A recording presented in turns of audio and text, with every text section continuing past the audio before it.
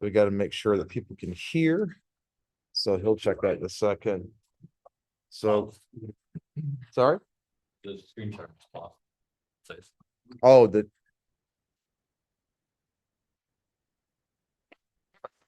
So that's there. You can hear me on there.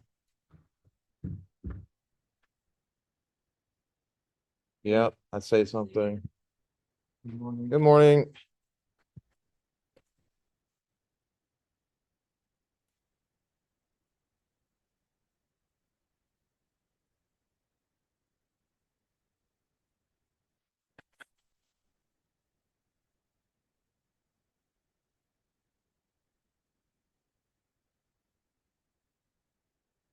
I think that's all good to go.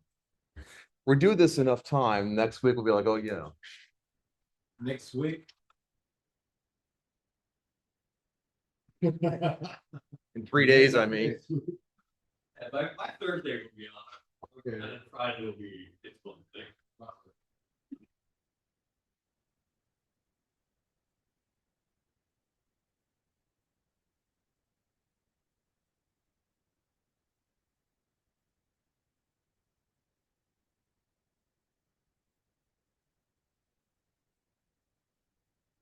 Morning.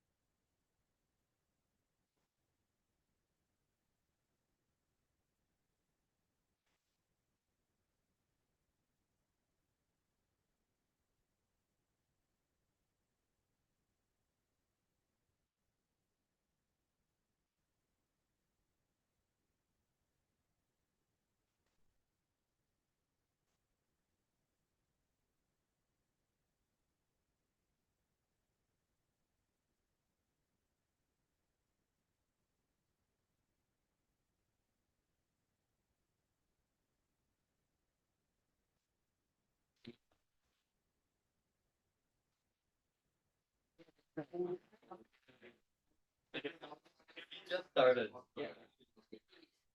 Yeah, and you'll be thinking about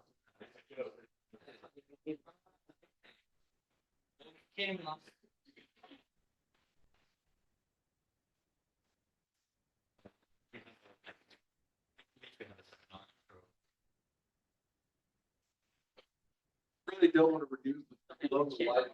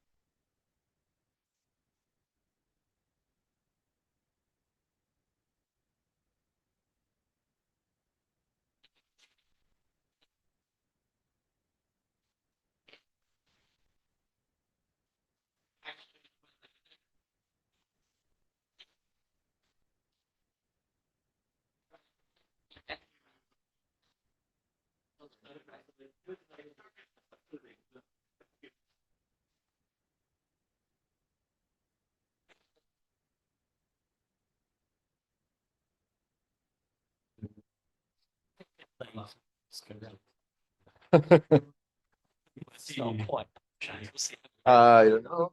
If people go in late, Okay.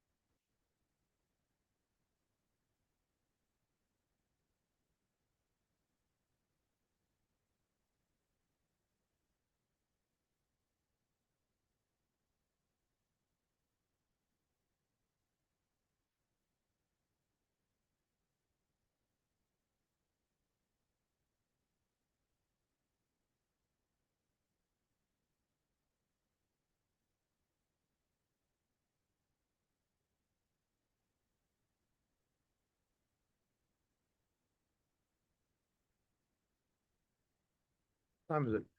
Oh, it's 9. All right. We're on the ball.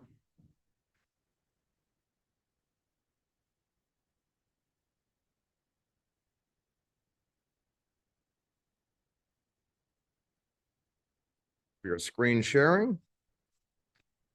Check.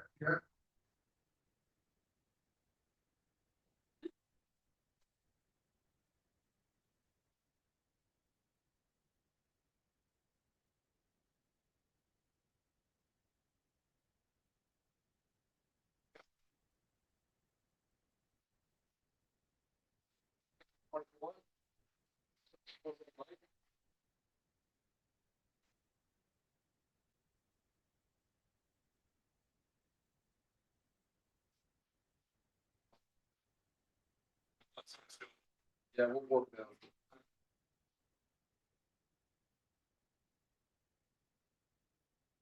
Okay, everybody, good morning. We're good to go. Good morning. Come on, good morning.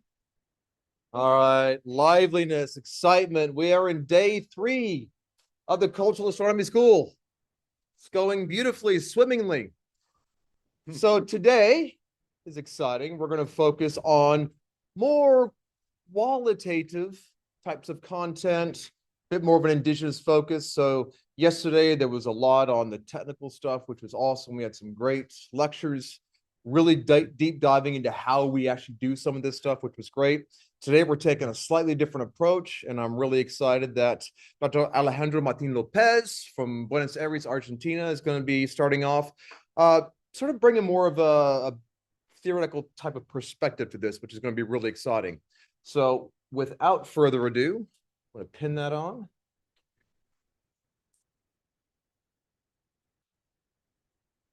And we're recording, screen sharing, everything's good online. That's recording. It's okay. All right, there you go. Thank you so much.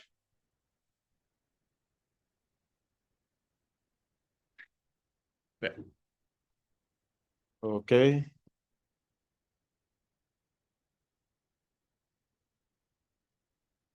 Okay, good morning again. We have a lot of things to discuss in a short time. I do my best. If you don't understand something, please raise the hand and we try again. This is a lecture about ethnoastronomy and ethnoastronomy as a perspective. At the end, my hope is that you understand this idea and maybe accord with this idea. Okay. Function this.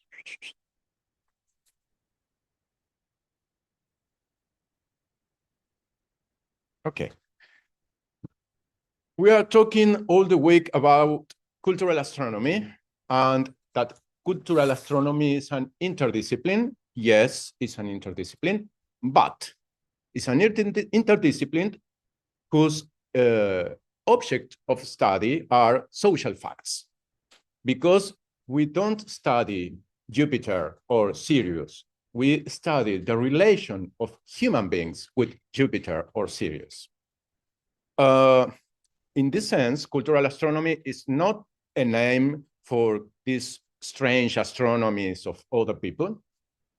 It's not also searching fragments of our astronomy in distant cultures.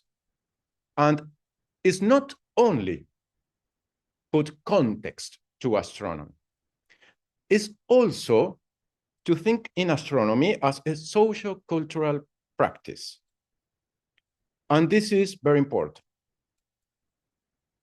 To set our point of view, you know, the official historical tradition about our field is that in the very beginnings, we have 2 main traditions, the brown one and the green one, both of them about archaeoastronomy.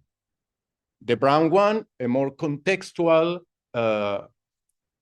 Mesoamerican tradition, the green one, a more statistical European tradition that met together in the first Oxford conference in the UK in 1981. And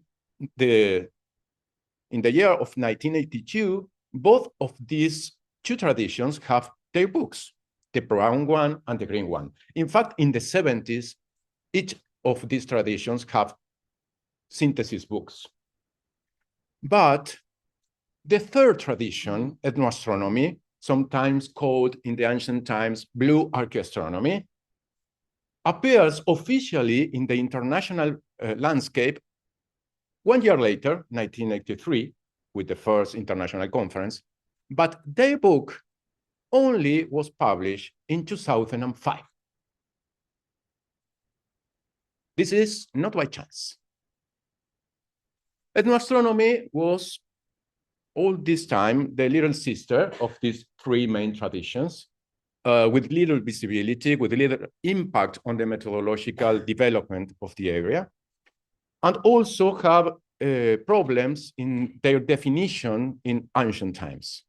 Sometimes was thinking as an interpretative auxiliary discipline of archaeoastronomy, or of some special kind of archaeoastronomy. This is strange, but and also as a subdiscipline only dedicated to indigenous astronomers. But in the future, I have the confidence and the hope that ethnoastronomy should have a more important place, a fundamental place in the methodological perspective of all cultural astronomy. Some past conceptions of the idea of ethno as a label. In ancient times also, in the social sciences, ethno was a label for certain kind of cultures, strange, exotic people that live far away. And this is an old conception that is from the 19th century, 18th century, that split the scientific work about humans among sociology that is for the civilized societies, and anthropology for these other exotic ones. But this is old history. From the 50s, with the end of the Second World War and the starting point of the decolonizing processes in Africa and Southeast Asia, this changed. And now, in social science in general, ethno is a point of view that thinks about any culture as a particular culture, not a universal culture, including my culture, your culture. In this sense, ethnoastronomy is a perspective dedicated to the study of living astronomical knowledge and practices systems as an integral part of societies and cultures, but with special emphasis in the ethnographic and anthropological tools. For example, we are very compromised with the global understanding of culture, with the holistic intention. It's not only astronomy, it's astronomy and everything else. Also, we are committed with the direct involvement of researchers in the societies that are studying. For example, with participant observation. We are trying to search for the local logics, the logics of the practice, the common sense in this culture, but also the theoretical and more systematical systems of these cultures. The idea of you are involved with the local circumstances, you have a responsibility with the local people, and it's not only ethnography, description, it's also ethnology, comparison, and also anthropological and sociological theory. And all of this includes studying academic astronomical European tradition with the same perspective, also as a cultural product. And it's very important to do both things, study other cultures and study your own culture.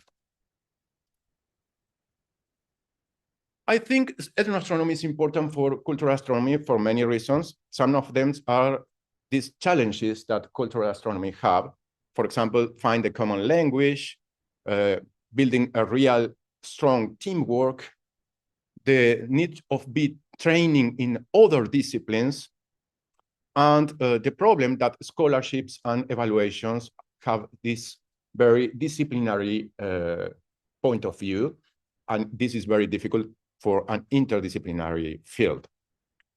And cultural astronomy, talking about social facts, needs to be in contact, in a very deep contact with theory and debate in anthropology, in sociology, in cognitive sciences, in indigenous studies, and so on.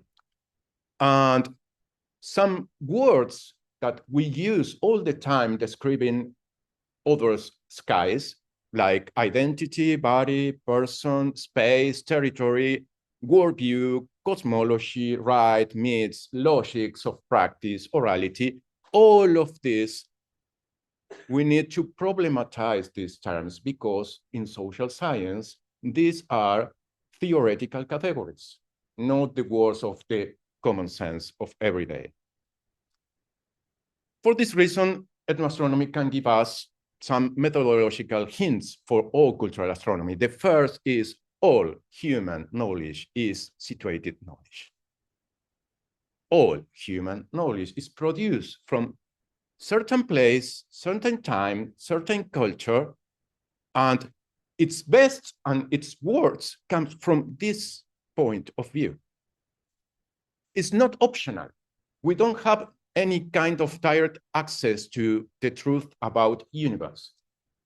We only can explore the universe from our home. And this is very important to understand the production of knowledge about the sky. We evolve as social beings even before we are a human species. All the hominids are social beings, as far as we know. And for this reason, our minds, as you know, adaptive tools, evolve in this environment that is natural or extra-human, yes, but also human. And our brains are not machines to produce truth, evolve as machines to survive in a social, natural environment. Until, in some terms, this perhaps produce some truth about the universe, but we don't know exactly because we don't have the plans of the universe. We don't have access to the design of the universe. Only can guess. This social construction of knowledge does not mean neither simply collective work. Yes, it's social because many people work together. It's not only that. And also it's not an arbitrariness of the knowledge because we need to survive in the real world. And if our knowledge don't fit with this, we are dead. And also the other people that are with us need to think that our thinkings about the world are correct. Because if it's not, probably we are dead. And for these reasons, the human knowledge is contingent, but not arbitrary. Yeah? To think about this social construction of knowledge is interesting to use these both categories, worldviews or cosmovisions and cosmology, as a poles of a continuum. Worldview more close to the common sense of a society, the ideas that all the people share, and they don't know they have, they use it. And cosmologies as a more explicit theories about the world. The separation among these two poles increase if you have more societies with more specialized work and people that dedicates many parts of their lives to produce explicit theories. But in all the cases, they are connected. The people construct, build new theories, explicit theories with roots in the common sense of their societies. Another important issue, every systems of ideas about the world and practices about the world, including the sky, are unfinished and incomplete and are evolving all the time. It's true for all human systems of knowledge and practices. We don't know everything. We don't have the ideas of in which manner do some things in every situation. In many occasions, simply we don't know. And in some of them, we forget we don't know. Also, knowledge systems are part of the broad society. And as any part of the society, are very connected by power. Power is crucial to understand the function of any kind of societies. You can't talk about knowledge if you don't talk about power. For example, all of the people in this room have financial issues about the scientific systems in our countries and the conflict with governments and so on. Power. And the more important was the sky for a society, more important are the sky for the power. And the power is more looking the sky. The social general structure of the society is important to understand the form of the knowledge system because it's part of the society, and also the relationships between leadership and leadership disputes are important in shaping our ideas about the sky. We need to pay attention to the disputes among persons and groups of persons that construct knowledge and dispute about who have the real knowledge about the sky. When we study the astronomy of some human group, we do not simply study a set of statements about the cosmos or a set of name of stars or some theories of description of the sky. Of course, all of us, when start to study something, some culture about the sky, we start with this kind of things because are more easy.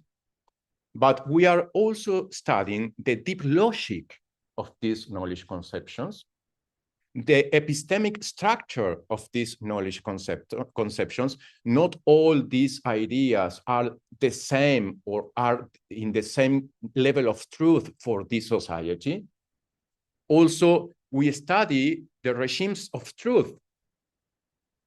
This is to say, in which manner these people decide that something is true or not. It's not the same for every culture. Also, we study the modes of transmissions of knowledge that are very different from culture to culture, and the difference between experts and laymen. And also, we study in this culture the expected degree of homogeneity inside the system. In some systems, the people don't care about if my neighborhood thinks another about the sky. And in others, we are very strong concerned about the homogeneity of our ideas. Also, it's important to study the treatment that these people do, make to the divergences and the tendency towards closure to have a complete system about the world and also the sky. Are they search actively for innovation or not? This is also a question. Not all societies have the same answer. And what is the relation of the sky knowledge with other kind of knowledge and practices in society? Also, it depends on society. Gail talking in other sessions about the body and phenomenology. Always that I say today is my perspective, my opinions, the tools that works better for me and maybe function for you.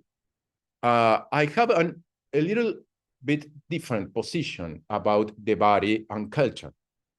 The Husserlian phenomenology thinks in this possibility of a pre-cultural body, and this gives us the possibility to understand other people's experiences of the body and from the body because we have supposedly the same body. But this is not exactly the truth, I think. The embodied anthropology studies and the anthropologies of the body studies tends to think that human body is also culturally modeled from the very beginning, from the conception, and even earlier. When you are thinking to have a baby, you are thinking in the name of the baby, the room of the baby, the possible profiles in the future of the baby when grow up, and these kind of things. This modeled not only the mind of the baby, but also the body of the baby. And different cultures have, in this sense, different bodies. Of course, we have common grounds, yeah. We have a common physiology. We live in the same natural environment, or maybe. And our human cultures are in some way connected, but we don't have exactly the same body. Body experience, in this perspective, is not pre-cultural. We have some common ground, but it's not the same. In this sense, different cultures implies not only different conceptualizations of the cosmos, but also different experiences and conceptions of the human body, these senses and their capabilities to, for example, experience the sky. This affects not only what is understood about to perceive the sky, but also the tools that the people think we have to perceive the sky. Because of emotions and bodies plays a crucial role in the production of knowledge, because all knowledge systems are also systems of practice. The people do something with the knowledge. The question of how it is done something, for example, an alignment or an observation, and concretely who is doing that, it's very important to understand. In many occasions, you can read papers about something that you can see the people never try to do the things that they are talking about. You, for example, say the Egyptians are waiting to the heliacal rising of Cyrus to start the inundation part of the year, the flood. But you know that rains and stars are not exactly in the same rhythm. And I don't imagine an Egyptian farmer waiting in the coast of the Nile to Sirius with the flood at this high, but it's not the flood because Sirius is not rising. Something strange is there. Also, institutions. When people study Western system of knowledge, mainly focus in institutions. It's of course a very interesting way of studying this, but we need not to think in the institutions as, static structures. We need to think in the process of instituent processes and destituent processes of constructing institutionality and processes of destroying institutionality. Because all institutions are like, a picture of a process. And a process that have peaks and downs and have many troubles inside, with people trying to put together this institution and people trying to destroy this institution. But an important thing about institutions is when you see in some culture that many people think and do the same, you need to think that there are some institutions is doing the work of unity, because unity is not a natural fact. The people naturally tends to think different things, but the social institutions tends to uniform this. When you see in some culture strong tendencies to uniform, you need to search for institutions. Okay, symbols. A lot of things to say about symbols and very different traditions, But for me, the most useful tradition about what are symbols is the very classical, medieval, and symbolic anthropological tradition that you can find, for example, in Ricoeur. Ricoeur is a difficult author to read, but a very good one. And Ricoeur thinks that symbols are some kind of special kind of science. They think that in general, signs have two dualities. One is some kind of object, for example, a dog, and a sign for a dog. This is the first duality. But also inside the sign of the dog, you have another duality among the meaning of the sign and the sign itself. For example, the oral word for dog, or the letters for dog, or a picture of a dog. This is the second duality. But the Ricoeur's opinion is that symbols are some kind of signs that have a third duality among a first meaning that is evident and a second or multiple meanings that are hidden behind the first. And this needs interpretation. When in a culture you see that some sign needs a work of interpretation, Ricoeur said, this is a symbol.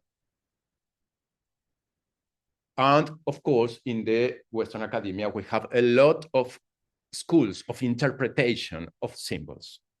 Why this second meaning is hidden? Because some people is trying to hide something from us. Some people think that this is their answer. Or maybe because the human language is incapable to say explicitly some things. Other people think that way. Or maybe two, both of them. Or maybe sometimes one and sometimes the other. You can choose some position.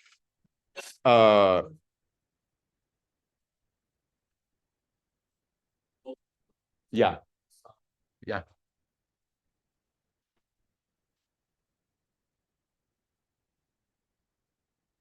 Yeah, it's possible, but if these meanings are transparent, like layers, but you can understand perfectly any one of these layers, it's not exactly, for Ricoeur, a symbol.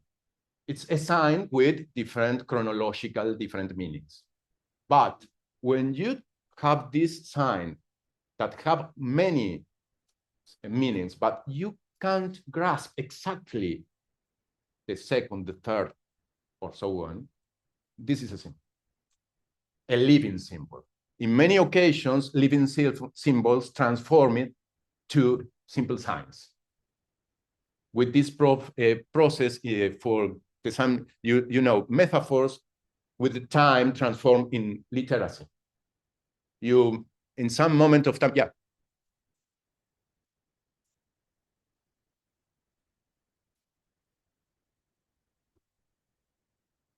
Yeah.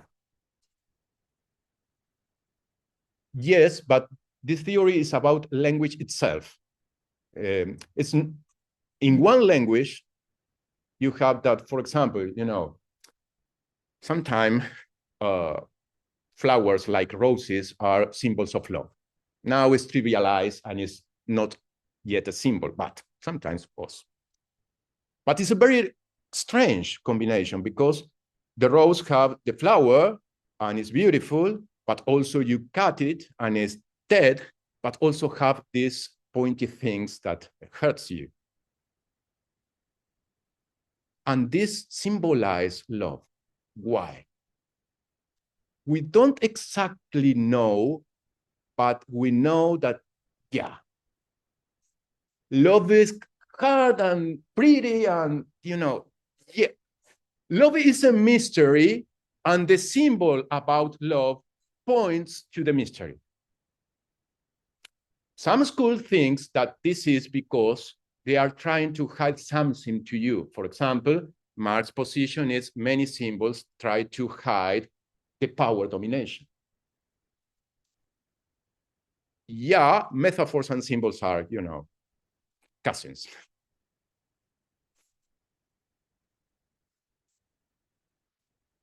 This is the position of another schools. Some kind of things are not expressible by words. And the words only can point to these things. This is, for example, the Ricoeur position. And many people think, I think also, that in some occasions you have both. You know, this limited condition of language, and also some people try to hide something to the other people, and it's combined in different proportions.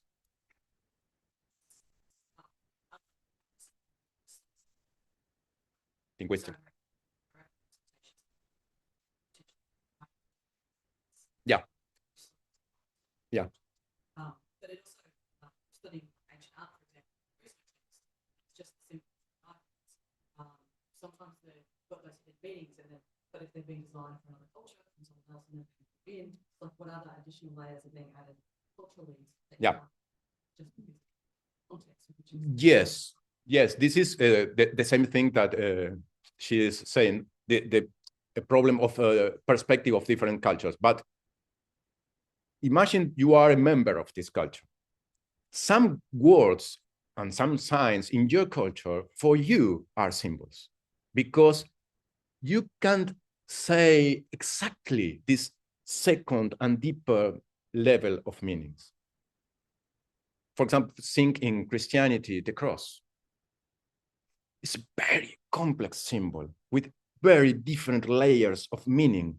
And when you read the theological and mystical discussions about the cross, the final response is mystery. You know. But in some sense, the symbol helps us to not understand mystery, but to live with mystery, you know. And we need to, this difference among simple signs and symbols, it's important to understand cultural productions about the sky. And also to think in symbolic systems.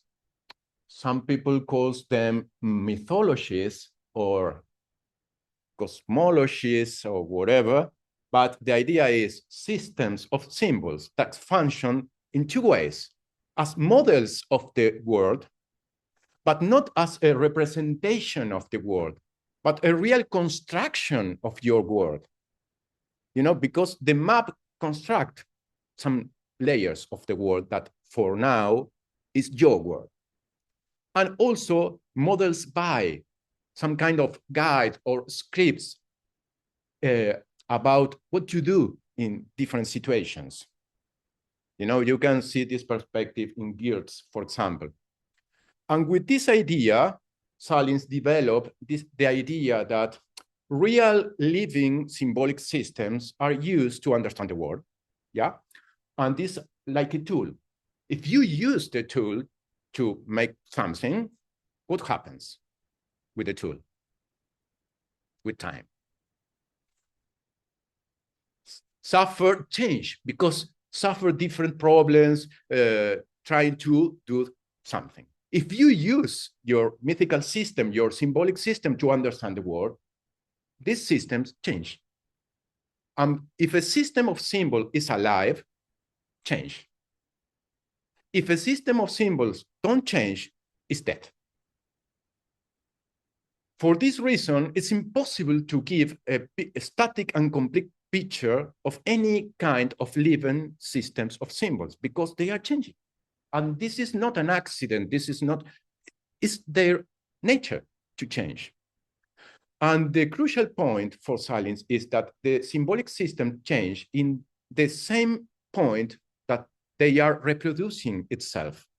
When a system of this is reproducing itself, when you use it and your kids, for example, see you use it to understand the world and think, okay, I use these ideas to think for my own tomorrow.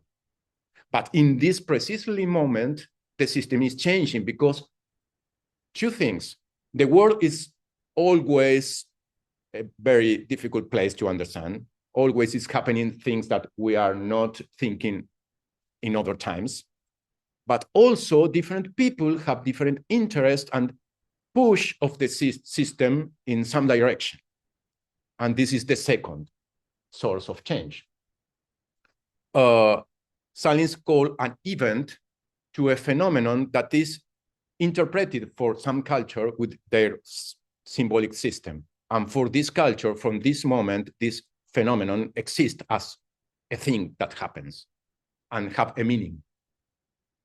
all the time are happening things around us that we don't care.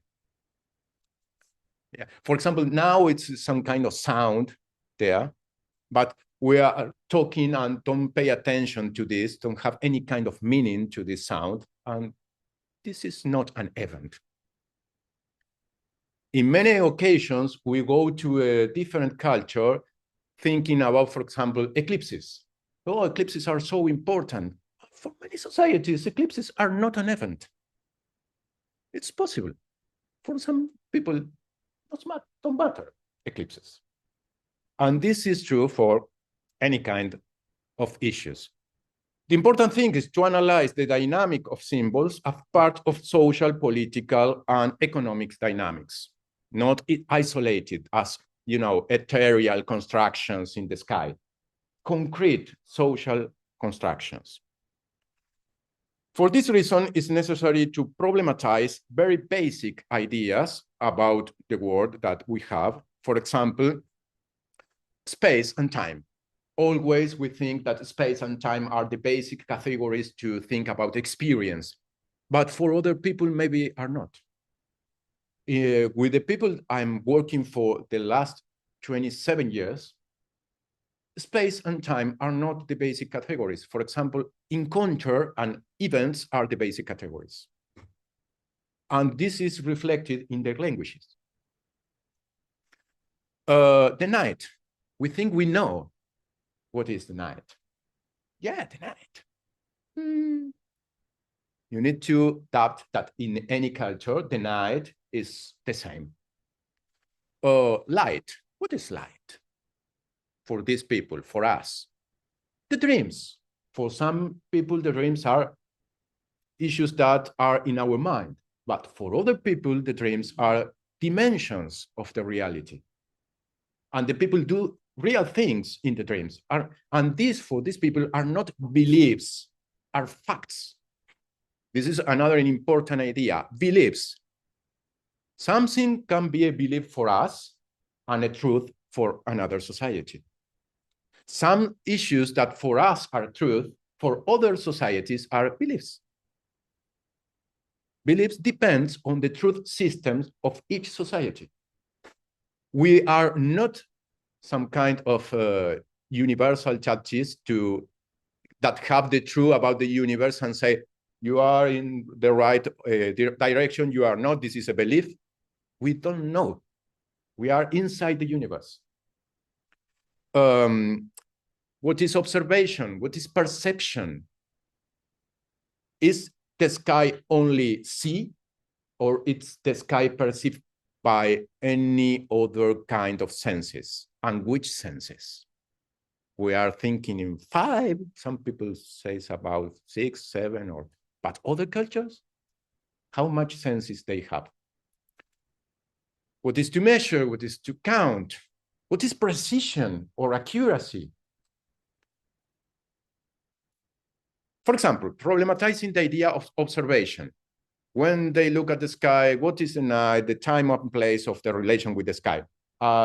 Here I put an example of my fieldwork with the Mocoit people in the Argentinian Chaco. If you talk with the Mocoit people about the night, they talk about different things, but if you try to understand in which part of the night they see the stars, with many time and years, you understand that the twilights are the key. Sunset and sometime before close to sunset, and sunrise, and sometimes close to sunrise. And are different kind of times to observe. For example, at sunset is the end of the day, is the gathering of all the family members.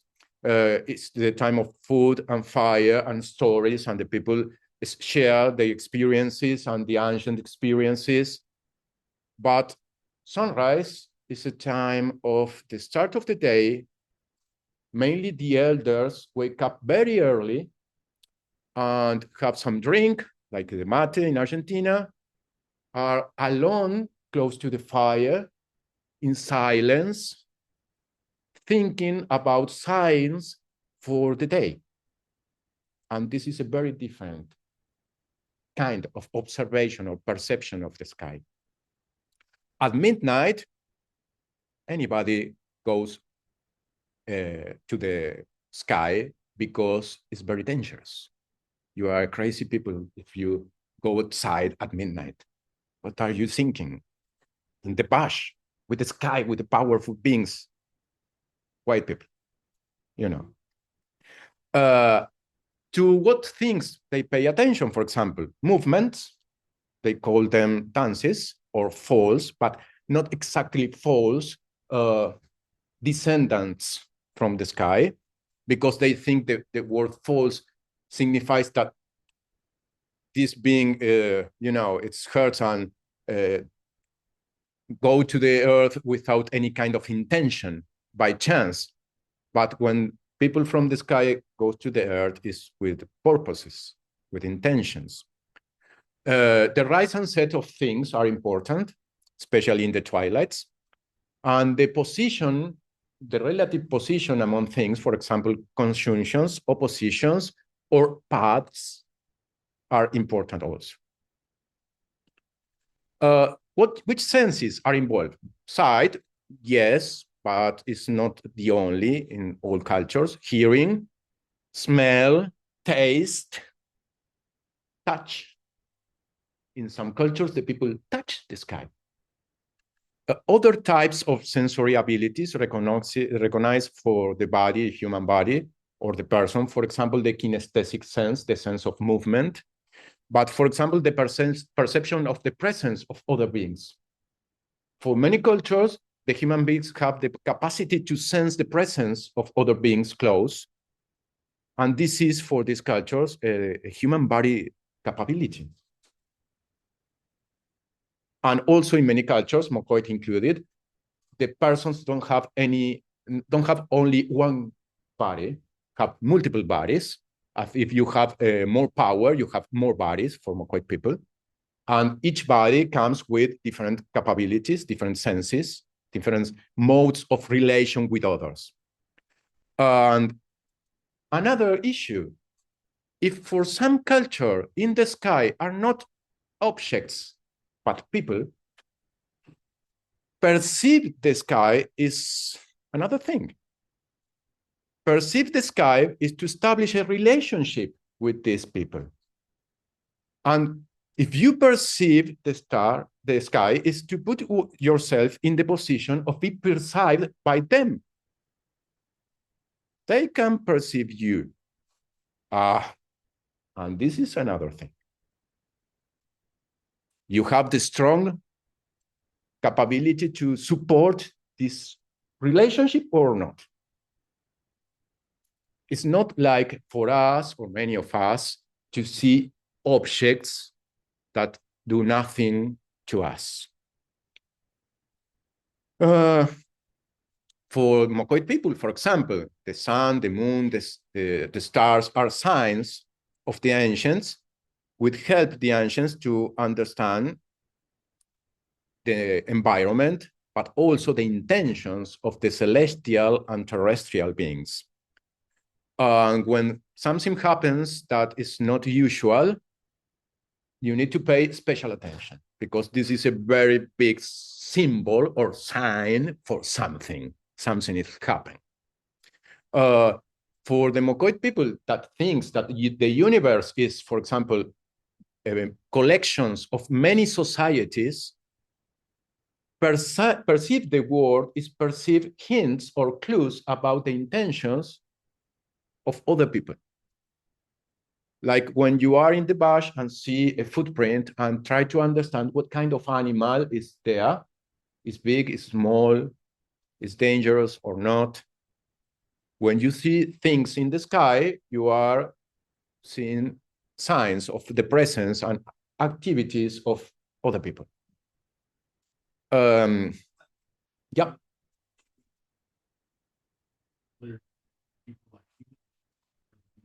Other beings that are people because they have their own intentions are their own societies. In the sky, for example, for Mokoit people exist humankind of other people and non-human kind of other people. But also for Mokoit, for example, human society is the combination of two older societies, a male terrestrial one and a female celestial one, that for a complex process merge together in the present human society, but it's a unity that always in tension. At any time, the women can return to the sky. It is possible. You need to do a hard work to avoid this possibility. And you know, yeah.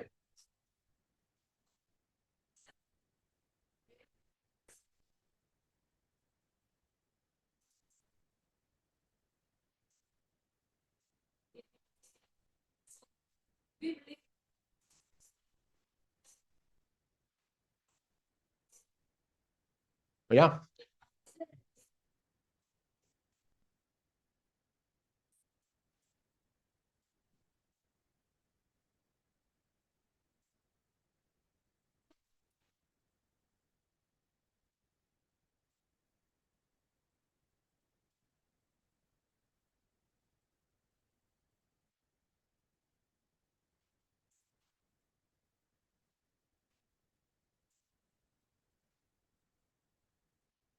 Yeah, you know, for many societies, these are not beliefs, are facts. They understand this as a fact. We have our own conceptions of human society, and for us are facts. And also we have beliefs about some things that we are not exactly sure. In other societies, the same. They have their own facts and other things that are matter of opinion. Not all the people thinks the same. For example, yeah, for Mongol people, this is simple truth. It's a simple fact. For this reason, for example, it's very dangerous that a pregnant woman or a menstruating woman is close to the water, because the water is a very powerful place. And if a woman in a very powerful state is proximate to a very powerful place, it's possible that she recovers their sky nature and lose their human sociability. And for example, she can eat their own family, because she's, you know, a very powerful being with other rules. For this reason, traditionally, it's a dangerous thing. Yeah.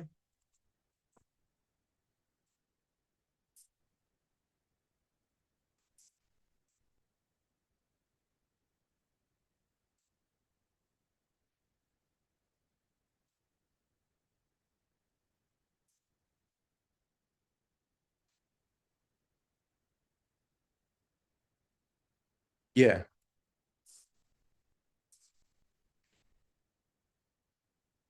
Yeah, it's a possibility. You know, in some cultures, it's the opposite. For example, you have this ancient tale of the Aztecs about their migration to the Tenochtitlan, but that something is true for some people and have a symbolic meaning are not incompatible.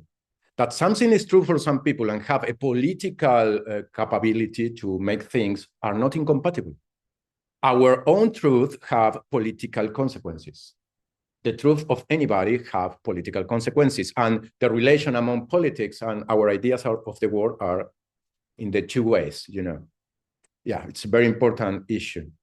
For this reason, in the case of Mokoit, interpretation of these events in the sky implies negotiation and confrontation, and is a real political economy of signs and symbols, and is strongly linked with the disputes about leadership. You can see there some leaders, elder leaders, discussing about the interpretation of some events in the sky.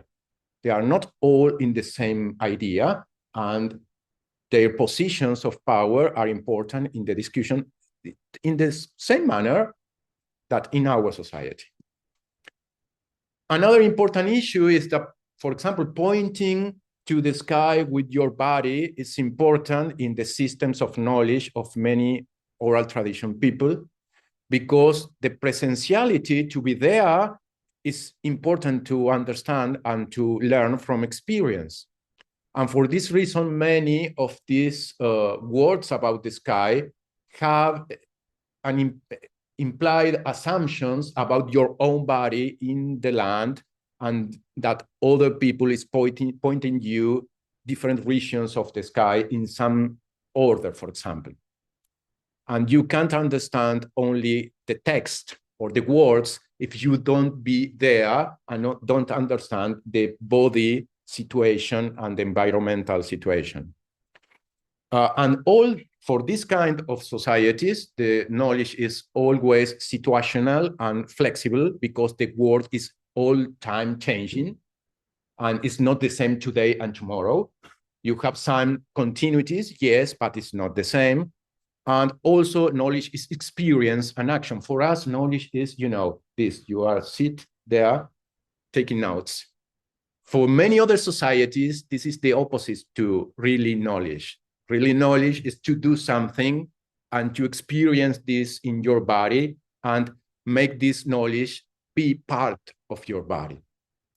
For example, the landscape is a mnemonic device. Later we have a session about orality and mnemonic and the landscape as a mnemonic device.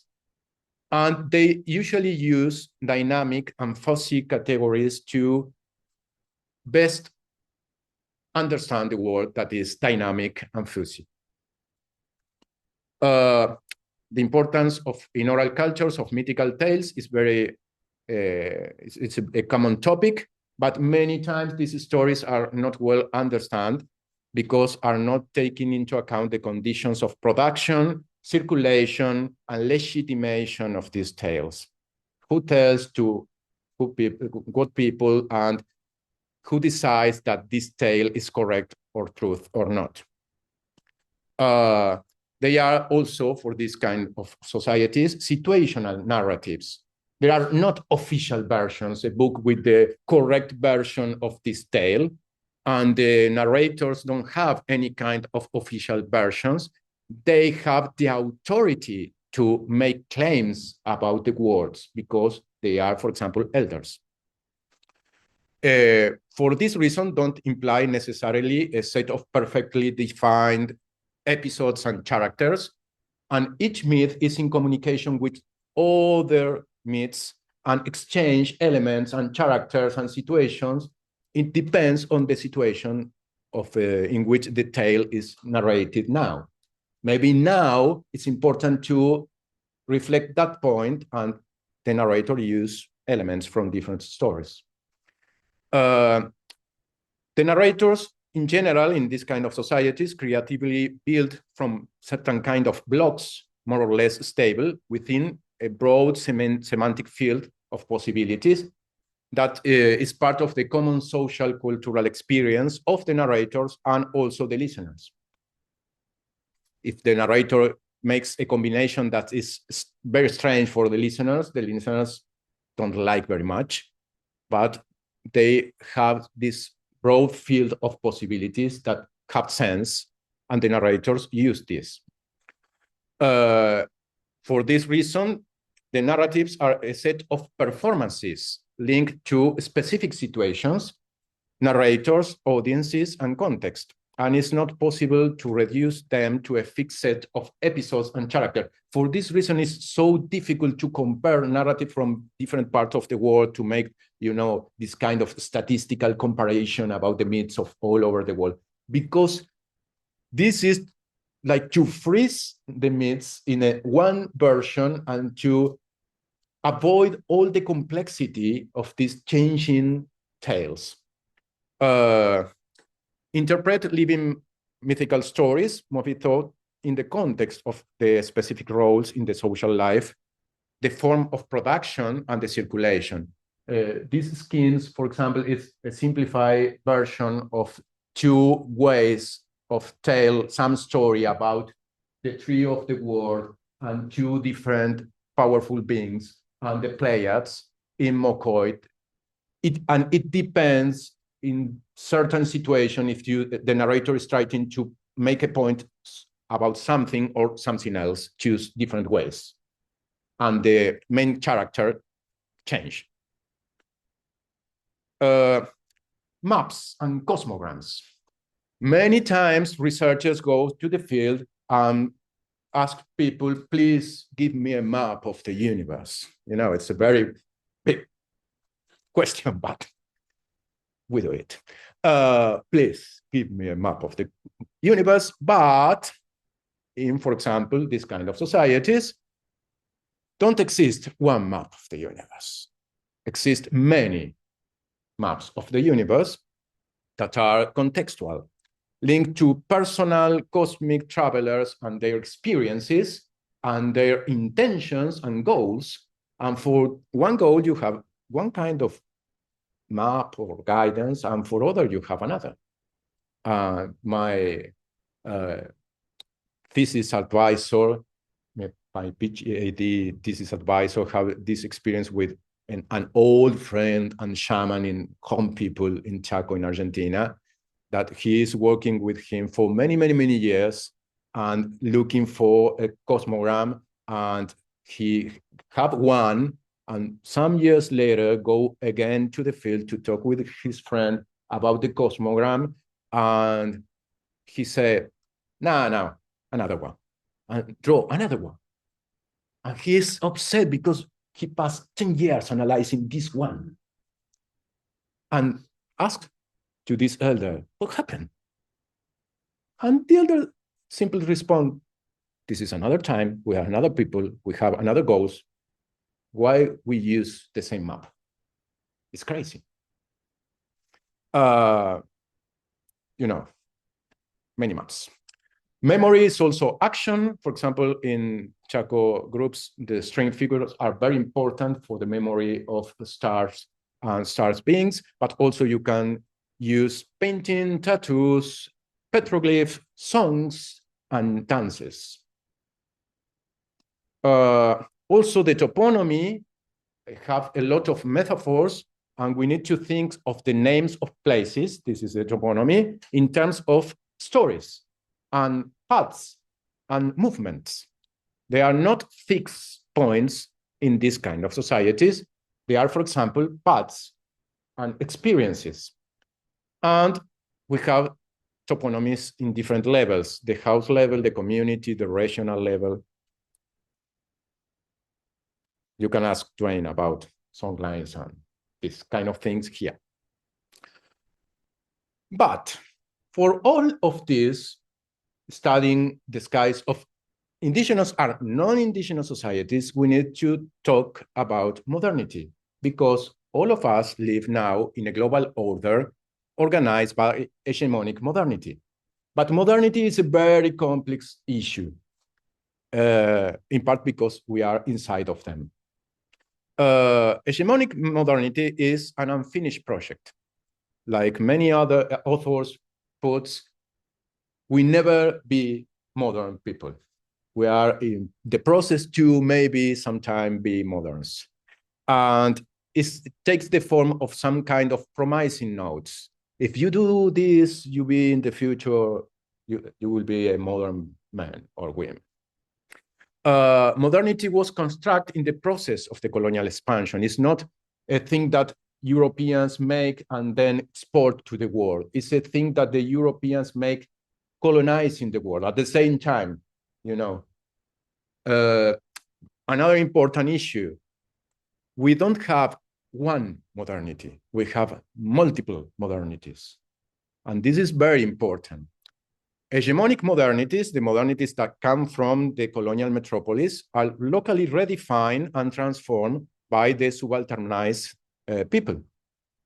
And we have in different places Indian or abolitional modernities, varieties of modernities, subaltern modernities, different tactical forms of reappropriation of the field of dispute that impose in this global order modernity. And you can see in many of these societies that are, for example, hunter and gatherers, that today have their own forms of redefined modernity. Another important thing, Charita talked a lot about grounded theory. It's very important for our field, especially for ethnoastronomy. You know, it's some kind of inductive generalization. One of the forms of this is the combined analysis of different case studies, but not by chance. but choosing cases that have something in common. For example, regional studies, for example, linguistic families, for example, some kind of common issues that connect in some way these cases. I give you two examples. One is this, two examples of my own work, because this is the work that I know the best, only this. For example, this is a synthesis of a middle ground theory about the cosmologies of South American lowland groups. And it's based in my own experience in some cases, my study and the Agustina Altman study of the ethnographies of other ethnographers in related cases in the South American lowlands. And we see that some deep logics of the systems of these people that are different one from each other, but have some issues in common. And we try to construct a middle range theory, a grounded theory about this kind of knowledge systems in lowland South America. We don't talk today about the details, but you can see here the summary. Another example is using the idea of polythetic class. You know, classification is a very important part of our work, but we think usually in one or two forms of classification, but that are not the mainly used in everyday life and are not maybe the most useful for understanding everyday life of other people. For example, we think in many situations on classes constructed by the idea of a core of common characteristics. All societies that have these characteristics are part of this class, for example. Or we have this idea that the class is defined by one archetypical example. All things that are like this are in the same group. But exists another kind of classification, more interesting for me, that is a group brought together by some kind of air of family. You know, similarities that link one element to another in some chain of similarities. But if you take the last part of the chain and the first part of the chain are not so similar, but are connected by a chain of similarities. This is very useful, for example, when you're talking about a family. A family is a connected chain of similarities linked by, you know, your genetic relation with each other and your social interactions with each other, but we are not exactly the same. We have more close people linking to us are more distant. For example, if you try to define Christianity, what is Christianity? Is, you know, Catholic Church, Lutheran Church, Calvinistic? What? If you see one of these have very different characteristics, some are more close to others, but you can see some smell that connects all of that. This is a polythetic category. I use the polythetic category idea to construct one polythetic category that are Milky Way astronomy. It's a proposal to think about kinds of astronomies that have 1, 2, 3, or some characteristics, but are connected with some smell of family that are connected with the importance of Milky Way, but it can express in many different forms.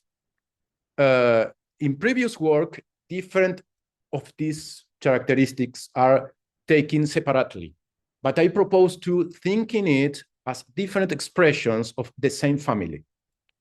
These are some of these characteristics. For example, the importance of the movements of the Milky Way and the interaction with the solar path. Also, the role of the Milky Way in the partition of the terrestrial and celestial space, the use of multiple symbology connected with dynamics and the Milky Way, for example, rivers, paths, whirlwinds, the importance of dark asterisms, but also the importance of bright asterisms close to the Milky Way, the connections of the Milky Way with rainbow waters and serpents, and the relations of large celestial animals with the Milky Way, and the role of the Milky Way as a connector. Some of the members of this family have one or two or three of these features. Some have all of them, but all have some smell of family, very different to astronomy's structure, for example, around the idea of the ecliptic. I think in this category as an heuristic tool that give us the opportunity to delve into the meaning of each of these systems, studying their semejances, their similarities, but also their differences. Clive and Nick Campion talk about three important things: neutrality, participation, and reflexivity that have a long tradition in anthropology. You know, neutrality in the way that we are not to judge the true or false of the ideas about the world of any kind of culture. We are trying to understand the connection of this idea with this society. We are not like gods that have the truth and decide who is right and who is wrong. This is not our function. Participation, that is the idea to try to grasp the natives' point of view, the deep logics of the system in their own terms, and also reflexivity linked to this idea that Charita mentioned of thinking about ourselves and our position in practical, theoretical, political, economical levels. You have many different authors to think about these kind of things. I talking a little bit about neutrality. It's not trying to banish our cultural and historical situated character, because it is impossible. You can't destroy yourself and float in some kind of ether. You are in your foots. This is life. Our goal is to try to understand where we are and not to make judgments to others from our perspective. You are not here to solve metaphysical issues. We have not the tools to do this. We are trying to understand different systems of knowledge and practice about the sky and their relations with the societies that make them.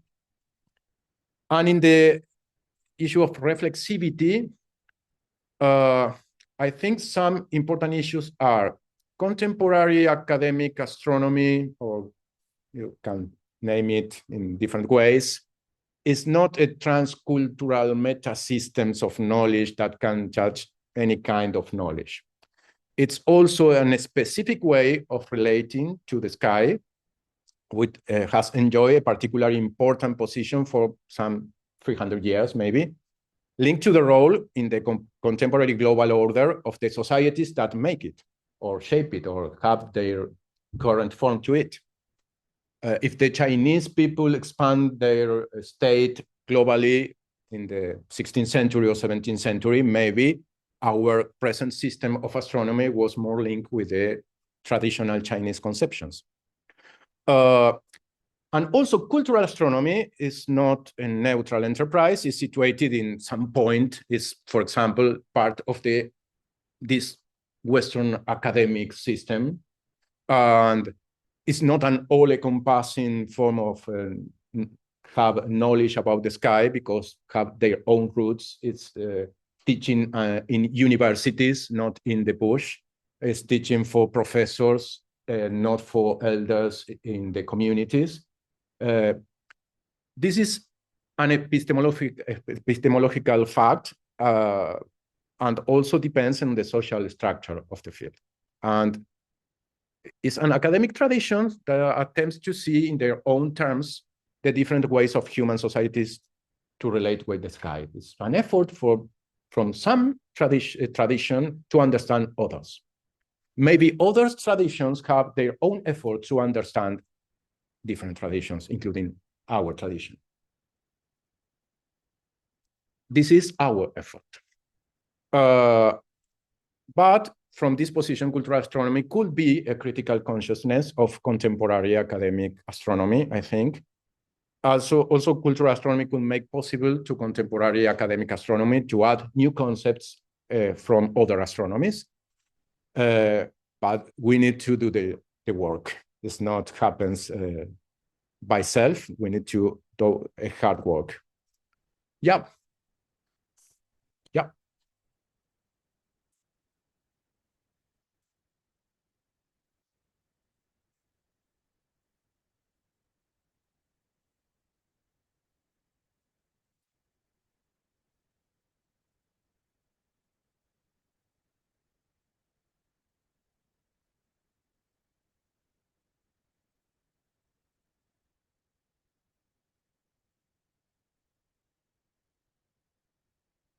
Mm-hmm.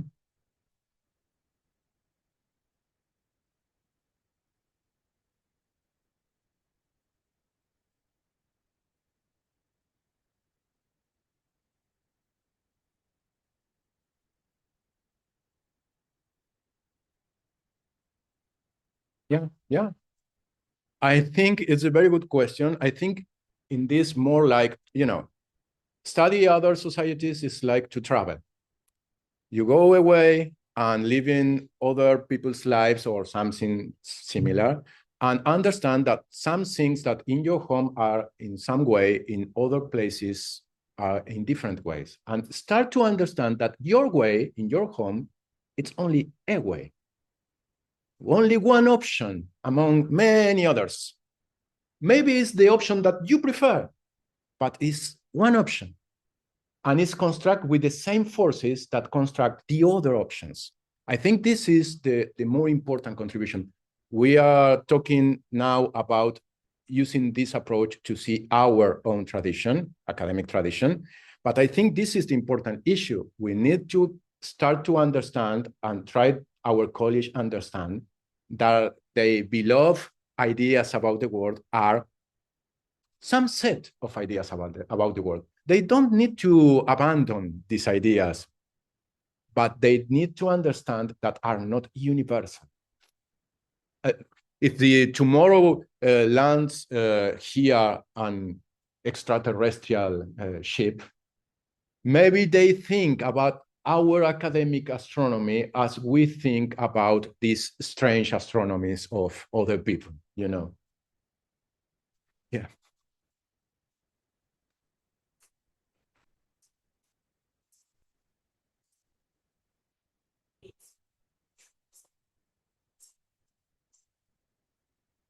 Yeah.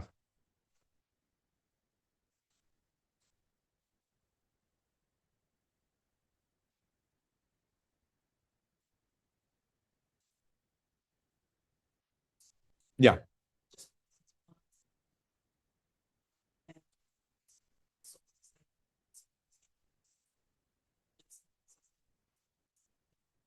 Yeah. So you probably just have to put a little bit hard, and they like to think that there's one side truth, but they're really Yeah. The important thing that we have restrictions because the world have their own ideas about their function. And also because you need to convince all the people in your society that this idea is true. And this is not an easy task to decide what we eat at night in family. It's a very difficult issue and a simple one. It's not easy to convince other people in your society that this is true. But with these limitations, exist many possibilities. And different societies develop different possibilities. And because these different possibilities involves not only the answers, but also the questions, the goals, and the methods, it's very difficult to compare. It's not completely impossible if you share some of the goals, methods, or questions, but it's not easy. Because for different people, the important matters are different, the methods are different, the goals are different.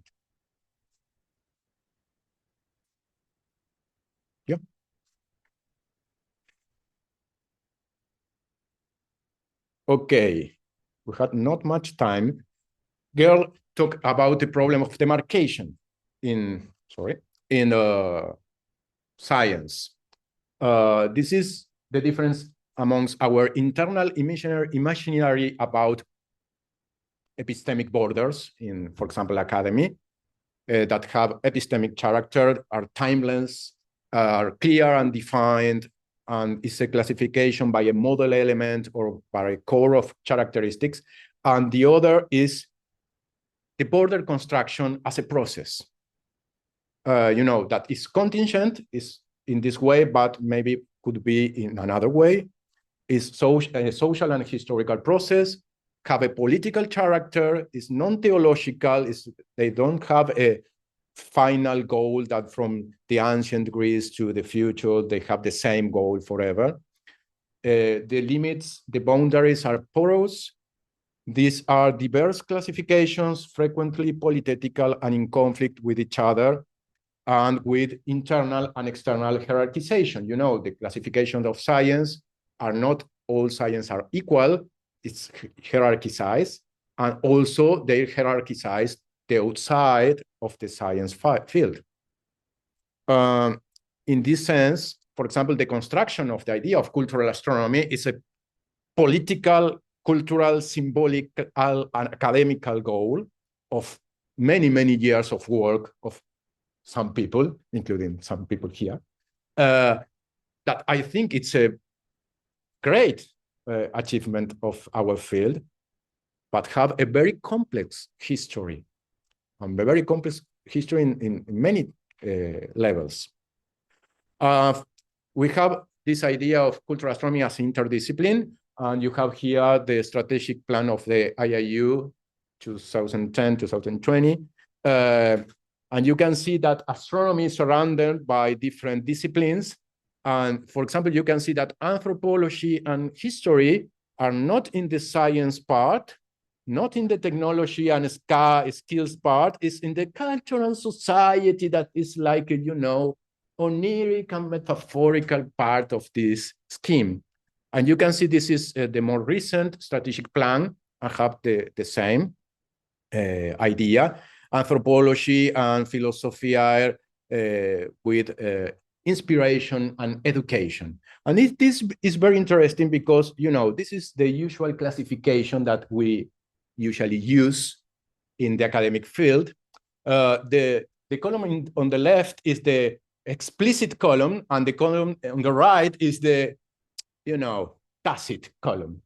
For example, natural science are science. In English speaker is so strong this. In Spanish speakers, we don't use exactly the same, but. And social science are non-science. Natural science are pure science. Social science are like impure things. Natural science are natural. It's there, nature. And social sciences are social, cultural, these arbitrary things that people invent. Natural science are hard science. Social science are soft science. And pay attention to the moral values implication in these adjectives that are not in the adjective. Soft is not a bad word, but here it's a bad word. Natural science are precise. Social science are imprecise, Objective, subjective in the sense that every people say anything, it's the same. Truth, opinions, major sciences, and in major sciences, the sciences of the future, and these old things. This is the landscape to make our interdisciplinary field. It's not, it's very challenging because it's not a meeting of friends. It's a very complex meeting. The politics of knowledge. Some example of analysis with these tools of our own academia ideas. For example, I make an analysis of the academic reactions in Argentina among 2018 and 19 to the flat Earth movement. And the context is very important because at that time, equally than now, we have confronted very important reductions in science funding in Argentina and a very strong public debate on the importance of science and the quality of research and so on. And also in the same time, the US government have a strong position against the scientific consensus on climate change and start to spread the idea of that a scientific consensus is some kind of conspiracy against the development of economy. In this context, some events in Argentina makes too many people in the academic world to think about some kind of viral exponential growth of pseudoscience. And they make meetings and public conference about this issue, and they have many non-scientific assumptions. None of these science are social science. It's curious because the phenomenon is a social phenomenon, but who cares? And what are the idea of these academics about this process? For example, that other people ideas, different from science ideas, are only beliefs, opinions, and for this reason are matter of private sphere. It's for your own. Don't share, please. And science is real, truth, verifiable, objective knowledge from modern societies, and this is the only one that can be in the public sphere. And if you have more science, you have more quality of life, more progress. And when you have less scientific literacy, the magical thinking grow up. Also, they think that public institutions, they funding science and support pseudoscience because the money, they think, pass from one to another. And they have this, moral panic, a reaction of fear that Mary Douglas works a lot in his book, Poverty and Danger. But it's curious that in 2018, was published the Gallup Global Monitor Survey about attitudes about science in the world. It's a very large survey of public attitudes, many people in many countries, and the results, the basic results are countries with a better income distribution have a more confidence in science. And for example, the 5 with highest income and worst distribution, including the USA, Argentina, and Chile, have the lowest confidence level in science. Distrust in science is linked with distrust in other social institutions, for example, local government. And secondly, with distrust in the science education in school. A quarter of people in South America feel excluded from the benefits of science, both personally and socially, and distrust in science. This shows that the problem is a more big and complex problem and is connected with the connection among science, power, governments, and institutions. It's a problem of distrust. And you can't fix this arguing with logical arguments about the earth round or not. You need to think about why this is the situation of science inside the social world. In fact, if you see the statistics of searchings in Google for that time in Argentina, you can see that the phenomena is not a viral exponential growth. It's only a, fixed behavior that don't have this exponential, but never these scientists talk about that. Okay.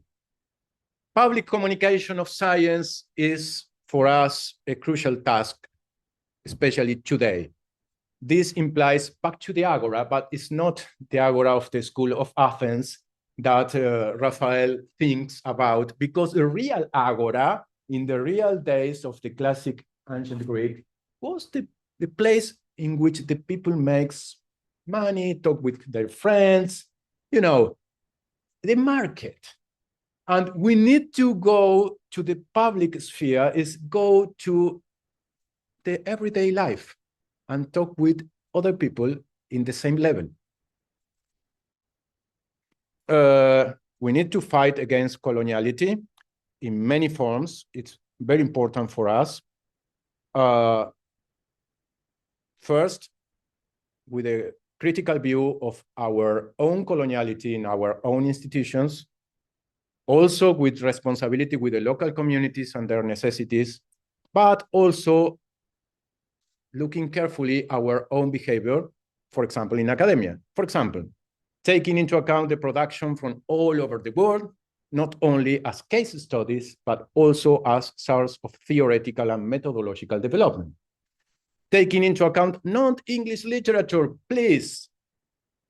At least the production in English of not English speakers, because you are talking about Amazonia with authors that don't live there. Impulse the free access to the publication in every possible way. If you work in another country or region, make contact with the local academia, take their ideas seriously, quote them, asking for their opinions, and contribute to the local development of the field. We need to use our knowledge to achieve better understanding between Western academic astronomy and other forms of knowledge. And also, we need to situate these processes of demarcation and construction of boundaries in a sociology of science or anthropology of science broader perspective.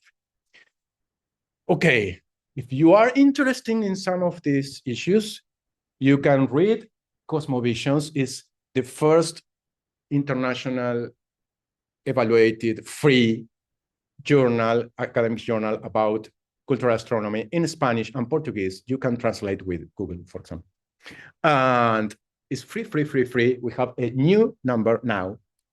And also you can see some of my works in academia or send me an email. Thank you very much.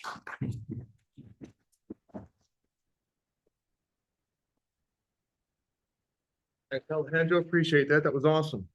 Okay, we now have a 30-minute break. We're going to come back on the hour, and we're going to have a session by Lynn Kelly, who's going to talk about orality and mnemonic. Grab Alejandro if you got questions, but go grab a coffee, and we'll see you back here in half an hour. Thanks, Alejandro.